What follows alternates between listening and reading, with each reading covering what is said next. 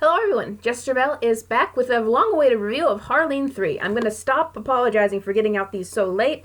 I'm actually glad that this is coming out later because I actually did record a review like the day after it came out, or even maybe it was the afternoon it came out, and I had read it twice at that point, hoping that I could get all the details and all the little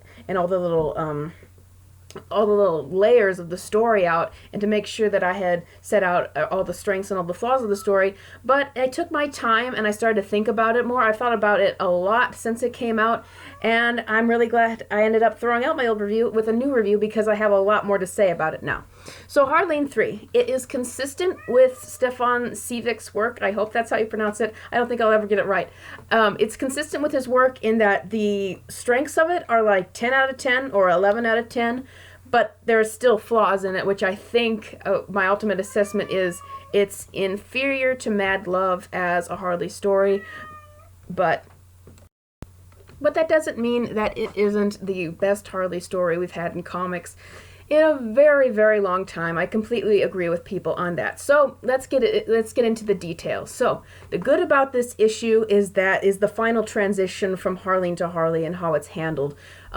It said what I gathered from the last issue, that Harley is becoming more interested in the Joker because he's the only one who seems to like her and the only one who seems to care about her and have maybe a personal relationship with her and need her, while Harley has had just a life of strict professionalism for so long, and that adds up with the original story.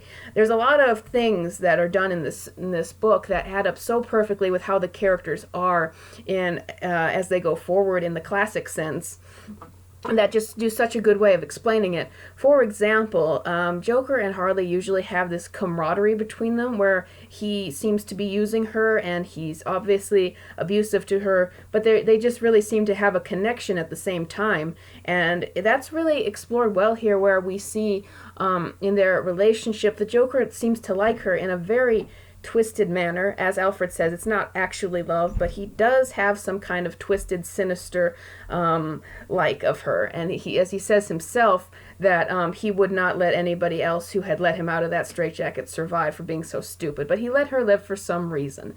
And some of the things that the Joker says to Harley here throughout the story are straight up manipulation, and that's confirmed. Some of it seems to be half-truths, where yes, there is some manipulation, and he does seem to have a legitimate affection in this version of the story as well. I think what makes it work is, in this story, and what makes it an interesting version of the Joker to me, is it's able to balance his being an evil villain still with liking Harley.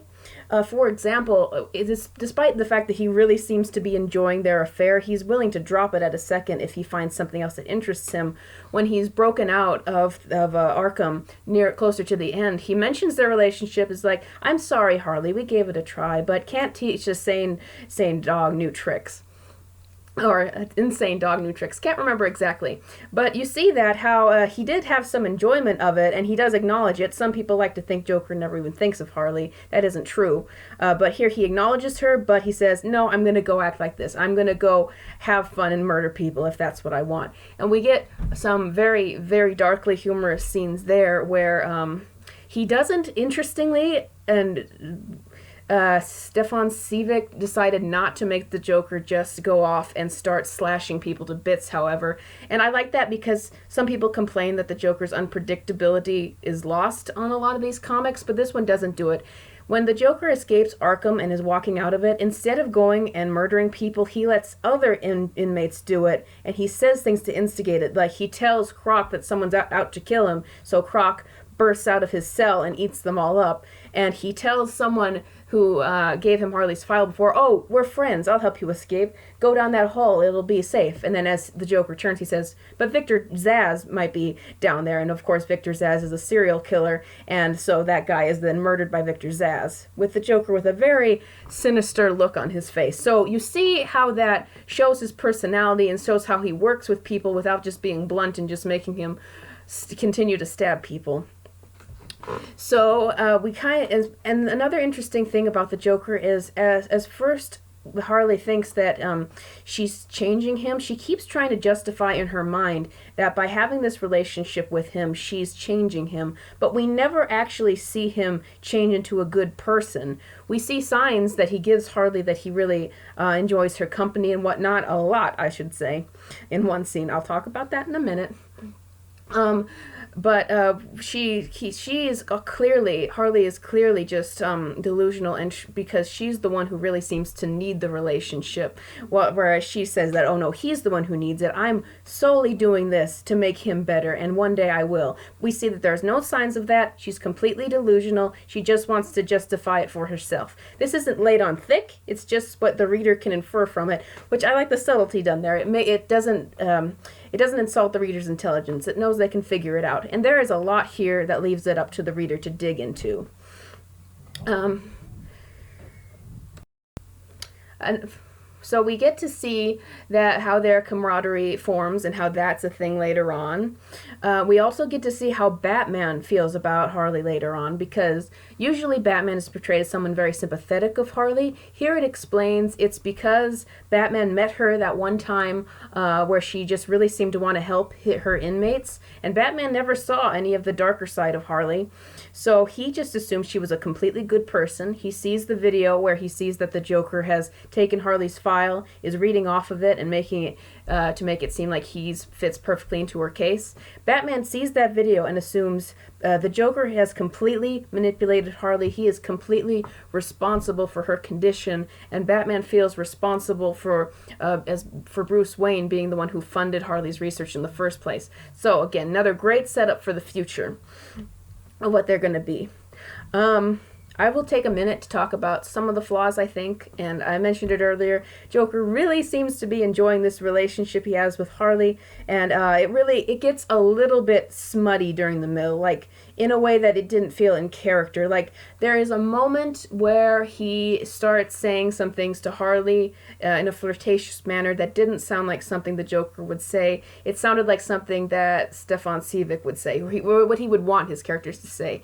And that's where I felt like, I'm not really buying it here. This doesn't feel like the characters, it feels like the writer. I did feel like obviously a little bit in the middle. You know what I'm going to talk about. It was done to be a little titillating versus to just show the story objectively, which I wouldn't really approve of with these characters. I've kind of come down on that, though. I don't think it's that bad as when I first read it. I think overall Seivik still gets the idea that while these two do have chemistry, they're ultimately kind of doomed to fail because their relationship is based on manipulation and delusion.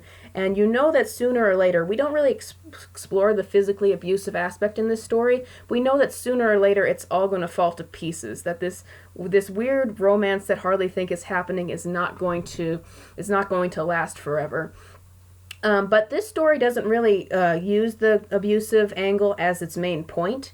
It kind of implies that's what's going to happen in the future because we know how their relationship is set up. Kind of the ending drop is just how Harley has lost her sanity. It's all about this person who lost her sanity. And it lets the reader decide. Did she lose it? Was it by her own choices, or was it because other people made her this way? Because we've seen throughout the story, she was drinking, she was making excuses for herself, she was isolating herself from other people. I do think that Seivik, I bet I'm pronouncing his name wrong, I do think he's really playing up the idea that she was always a good person, especially, I don't know if he intended this, when Two-Face flips his coin is going to kill Harley if she's bad, it ends on the side up, as if, no, she's not a bad person. I felt like that was a subtle thing to say, oh no, Harley's really good on the inside. And I just think, and I've said this since the beginning, that's the biggest flaw of the story. Because it's really made Harley bland and it's really taken away her agency. If Harley had more personality, maybe was a little more of a darker character, there might be even more to dig into this story. I could see why the Joker is feeling this way about this person, because while I think it's interesting to see him act this way, I don't see why he would feel this way about just some random serious psychiatrist. I think we could dig deeper into it as Harley was really always had some flaws on the inside, and they were always going to come out sooner or later. And that, no, her believing the Joker's philosophy that as no matter how good you are, you're always going to turn bad. No, that wasn't true. It was she always had some problems. I think that there would be more to dig into if you made her just, kind of a bad person in the first place, like she was in the original comic, if you showed that she was always flawed and if that foreshadowed it. And again, that's the reason why I just think Mad Love is still superior. I think Mad Love almost doesn't have any flaws. I think this story, again, has so many high heights, but then there's just these flaws that poke holes in it. And I just, for a final note, I think the best panel in this entire book is the very end one, where it shows that Harley is 4 years later is completely consumed by her delusion. It's gotten even worse. She's living in this nighttime. And that's another thing. Why would Harley continue to do all these bad things if she wasn't a bad person? I know that she shot someone because she was afraid they were going to shoot the Joker, and that kind of broke her mind. And I can see why she might lose herself. We never get to see that, though, and I just keep asking, if Harley's just this good person, and if in her mind she still is out to fix Joker, then how does she go and self-indulge herself in this horrible life? There has to be some bad part to her. She can't just be a good person who's just let herself fall under delusion. It is interesting, though. I know I'm getting off track. It is interesting to see how, I mentioned earlier, Joker never really changes. Harley goes from, she doesn't really show that she likes that like the original version would, but she starts to not care about the Joker acting that way. He says horrible, morbid things. He does horrible, morbid things, and she just doesn't seem to mind. She just still like, oh, I'm just so in love with him. She's still so in love with him. She just doesn't care about how he is anymore. So back to what I was saying. At the very end, Harley's completely consumed by her madness, and we see Harleen, maybe as she appeared in the very beginning of this book, pounding on the mirrors in the funhouse that Harley's walking and pounding, begging for her to wake up and see what she's become. But Harley is completely oblivious to it. And it leaves it ambiguous to, is she ever going to get back? Or is she going to just be like this for the rest of her life? Because that's how far she's fallen. I love that ending, and I think that's how the character should end. It doesn't necessarily have to end of, oh, she never gets out of this, but it should leave it up to the audience, because that will leave a tragic element there. What I'm a bit concerned about of Stefan's future writings he's teased is that eventually he wants to do a final arc where Harley does get over this and gets saved by Poison Ivy, who I've seen him say before. He likes the idea of Poison Ivy being Harley's savior, which I disagree with, but more the problem with this is you are going to lose the wonderful tragedy built up by this book, that's been embedded into this character since the beginning. As I read in a writing book once a while back, a tragedy is not a tragedy if you make a sequel and make a happy ending. Romeo and Juliet is not a tragedy if you make a sequel and reveal that no one really died. That's just putting the icing on the cake, saying, oh no, it's okay, it really isn't that bad, no one should feel sad. Well, this story is good because it's a tragedy. That's the whole point. I don't feel anything for Harley anymore. If I look at the end of this book, where I see how far she's fallen, and I think, well, she'll just get out of this eventually. She's just going to hate Joker. She's just going to want to shoot him in the face one day. She's going to be able to get her old life back and rewind. It's like the investment is killed if you tell people that it's not going to matter. Everything's going to be reversed. I think that a lot of fans of Harley like to think of her reforming because they sympathize with her so much. And I don't have a problem if you think that. I just have a problem if you actually do it in your stuff. And a lot of people, I think that Stefan Seivik is like a lot of fans who wants to see Harley as just a good person and as just someone who can change because he is so caught up in the sympathetic side of her. And that's how we got the biggest flaw of this book, how Harley ended up not having much of a personality in the first place, or much of a foreshadowed change, or as much chemistry with Joker as she could have had, all because he needed to make her seem like she was a good person in the first place.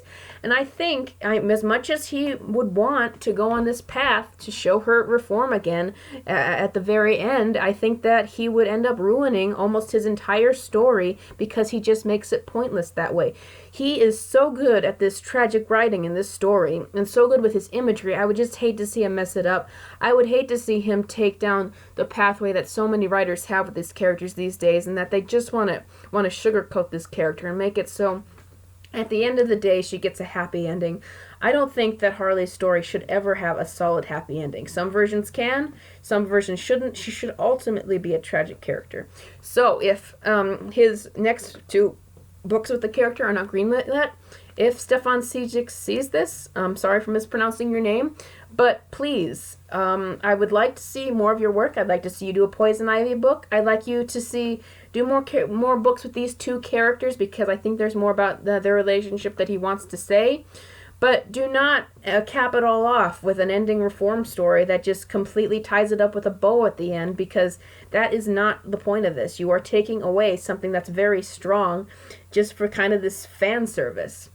So, that's what I have to say. I think that this book has really done good in that it's kind of reawakened the classic Harley fan base. They're always out there, but they just didn't have anything to wake them up. It's really showed what's strong about this character. I don't know if I said this the last time, but there's no humor in this book. There's no silliness, which is good, because I think that people have gotten away and thought they think that the only point of Harley is that she's wacky and has a silly voice. This shows what people really connect with, and that's the human elements of this character, and that's the complex elements that we can get into and go back and read more into. And I think that I feel like with DC, I'm like the ending scene of this book, where I'm the one banging on the mirrors, just demanding, just yelling at DC at how to write this character, and they're Harley in the middle, completely delusional and oblivious that anything needs to be done. I just think that they need to go back to basics and remember what this character was, and remember the depth. She is supposed to be a crazy person in love with another crazy person. She's a girl in love with a psychopath. That's her main point. And yes, characters do evolve over time, but Batman, despite, Batman 66 being as drastically different to the Dark Knight trilogy, he has always remained a crime fighter motivated by his parents' death. Harley needs to remain the groupie in love with a serial killer. When these are ongoing characters, they need to have some main idea that makes us connect with, and that's who Harley is. So I know that there's been a lot of speculation that this was put out to see how fans would react to it and if they would want classic Harley back, and I think that the reaction has shown yes, people do. And I know that they have the animated show out, and that I really do not care for. I don't think it looks good at all. I think it's rather insulting. I know that Birds of Prey movie is going to come out, which I think looks really, really bad. And I think, I'll just say this to DC, if anyone ever sees this, you might get some money to begin with those products, but it won't last. Just like the initial comic book series by Amanda Conner. It sold well when it first came out, but it didn't last. No one cares about those stories anymore. None of the fans, at least. You might have some writers who's still trying to push that, but the fans were really sick of that, and they're really sick and don't really buy into that comic anymore. But they went crazy for this because it was finally a break from that and to return to the depth of this character. This story of Harley, it has lasted over 20 years for so many different iterations, and people still love it. So I hope that can show that this story with actual substance is what people will gravitate to throughout the years, and what's going to make them money long term. So that's what I got to say. Thank you for watching, and thank you for waiting. I have more Batman reviews coming up, so please stay tuned for more. Thank you.